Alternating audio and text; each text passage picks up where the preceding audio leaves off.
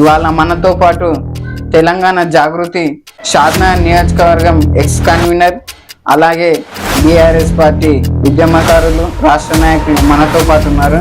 Welcome చేద్దాం. నమస్కారం. నమస్తే గారు. అన్న ఎలా ఉన్నారు? ఫైన్ ఫైన్ బాగున్నాం, బ్రహ్మాండం ఉన్నాం, భగవంతుని ఆశ. అంటే బీఆర్ఎస్ పార్టీ అధికారంలో లేదు కాబట్టి ఏమన్నా బాధ?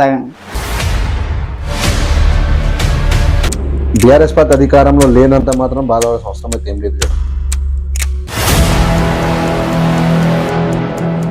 ఎందుకంటే ఈరోజు ప్రజలు తప్పు చేసిన కాబట్టి ప్రజలు అనుభవిస్తున్న శిక్ష అది. అన్న, కాంగ్రెస్ పార్టీ ఈ సంవత్సర కాలం పాటు ఎలా ఉంది? మీరు ఎన్ని మార్కులు ఇస్తారు? మేమైతే 0 మార్కులు ఇస్తాం. సంవత్సరం అయిన పూర్తయిన కాలంలో కాంగ్రెస్ ప్రభుత్వం చేసినటువంటి పనులు ఏమైనా ఉన్నాయంటే అంటే ఈ ఫ్రీ బస్ పెట్టడం అనేది జరిగింది. ఫ్రీ బస్ ఎవరు పెట్టమన్నారు? వాళ్ళ ఫ్రీ బస్ నుంచి లాభం ఏముంది, నష్టం ఎక్కువ ఉంది రోజు. అన్న, తెలంగాణ జాగృతి అంటే ఏంది? అసలు తెలంగాణ జాగృతి అసలు దేనికోసం పనిచేస్తుంది? దసరా పండుగ అంటేనే బతుకమ్మ అంటేనే మా కవితమ్మ. అలాంటి కార్యక్రమాలు చేసి ఈరోజు ప్రపంచ స్థాయికి బతుకమ్మ పండుగ తీసుకొచ్చిన ఘనత ఈరోజు జాగృతి కుటుంబం, జాగృతి ఫ్యామిలీకి ఉన్నదని.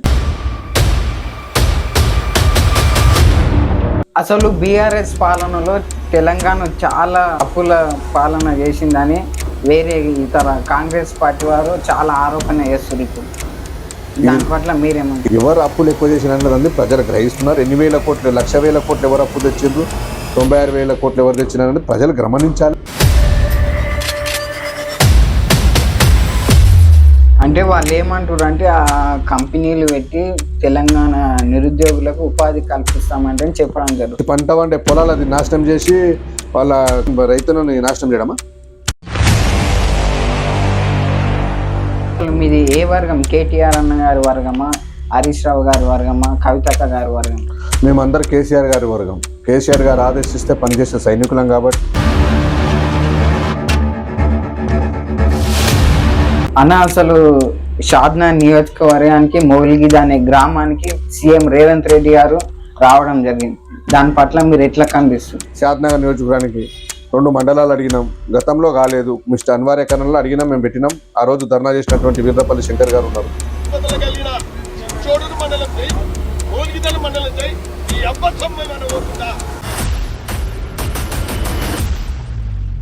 ప్రభుత్వం మీద ఆ రోజు ప్రతిపక్షం ఉండి ధర్నా చేసింది. అంటే లక్ష్మీదేవిపల్లి ప్రాజెక్టు బీఆర్ఎస్ పార్టీ అధికారంలో ఉన్నప్పుడే దాన్ని పూర్తి చేస్తామని హామీ ఇవ్వడం జరిగింది.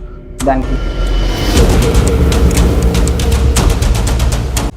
మాజీ ఎమ్మెల్యే షాద్నా నియోజకవర్గంలో ఓడిపోవడానికి కారణం వాళ్ళ కుటుంబ సభ్యులు, 2 కుమారులు చాలా భూదందాలు చేసారు. దానివల్ల పార్టీకి నష్టం జరిగి ఓడిపోవడం అనేది జరిగిందని వేరే వాళ్ళు ఆరోపణ చేస్తారు. నిజమేనా? వేరే వాళ్ళు అంటే ఎవరు చేస్తున్నారు? అంటే వేరే పార్టీ నాయకులు కావచ్చు. పార్టీ నాయకులు ఏ పార్టీ నాయకులు చేస్తున్నారు? ఏ పార్టీ నాయకులు? అందరూ మేము వినడం జరిగింది. కొంతమంది నాయకులు స్వార్థం కోసం వాళ్ళ పేరు బదలాం చేసి ఈరోజు రాజకీయంగా వాళ్ళని అణచివేయాలని చూసాం తప్ప. ఎమ్మెల్సీ నవీన్ రెడ్డి గారు గెలిచిన తర్వాత ఈ ఉమ్మడి మహబూబ్నగర్ జిల్లాలో బీఆర్ఎస్ పార్టీకి జోష్ వచ్చిందని అనుకుంటున్నాను. ముఖ్యమంత్రి సొంత జిల్లాలలో దమ్ముతో, మామూలు దమ్ము కాదు, బంపర్ మెజారిటీతో ఈరోజు నవీన్ అన్న గెలవడం జరిగింది. కాబట్టి అసలు షాద్నా నియోజకవర్గంలో 2 ఎమ్మెల్సీ నవీన్ కుమార్ రెడ్డి గారు, మాజీ ఎమ్మెల్యే అంజయ్ యాదవ్ గారు, 2కి వర్గపోరు నడుస్తుంది అని బయట టాక్ రావడం జరిగింది.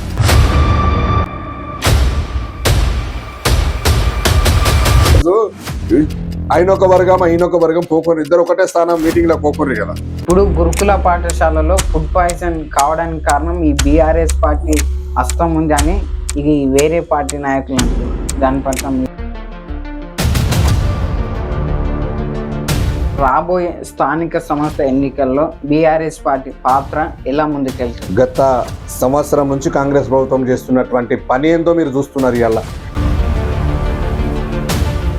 రాసి పెట్టుకోండి. మాట నేను ఎందుకు చెప్తున్నాను అనేది, 4.5 సంవత్సరాల తర్వాత, 4 సంవత్సరాల తర్వాత ఒక ఎమ్మెల్యే ఎలక్షన్ వరకు ఓన్లీ కారు స్పీడ్ కు మాత్రం తట్టుకునేట్టు లేరు, ఎంత దుమ్ము కొట్టుకుపోతారు వీళ్ళంతా. మీరు కవితక్క గారి వీర అభిమాని, అలాగే తెలంగాణ జాగృతి ఎక్స్ కన్వీనర్ కాబట్టి ఈ క్వశ్చన్ అడగడం జరిగింది. ఇది ఢిల్లీలో లిక్కర్ స్కామ్ చేసి జైలుకి వెళ్ళడం జరిగింది, అది ఎంతవరకు వాస్తవం?